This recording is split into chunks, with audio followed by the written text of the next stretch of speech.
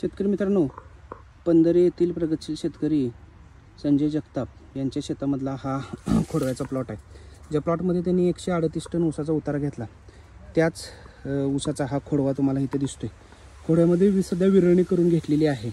विरळणी करून पाहिजे एवढंच ऊसाची संख्या ह्याच्यामध्ये ठेवल्या आणि 2 सरीतलं अंतर ह्याच्यामध्ये 7 फूट आहे आणि 2 रोपातलं त्यावेळेला अंतर 1.5 फूट होतं. पाचटाची कंडिशन बघा. बरेच शेतकरी मित्र म्हणतात पाचट लवकर कुजत नाही. 4-5 महिन्यामध्ये हे पाचटाचा एकदम भुगा झाला आहे. कशा पद्धतीने पाचट कुजून खत तयार झालं याच्यामध्ये तुम्ही बघू शकता. हे बघा, हे बघा, दोन्ही बाजूनं लॅटरल आहेत ह्या प्लॉटला. ह्या बाजूने एक आणि पलीकडच्या बाजूने एक असे 2 लॅटरल ह्याच्यामध्ये तुम्हाला दिसतात.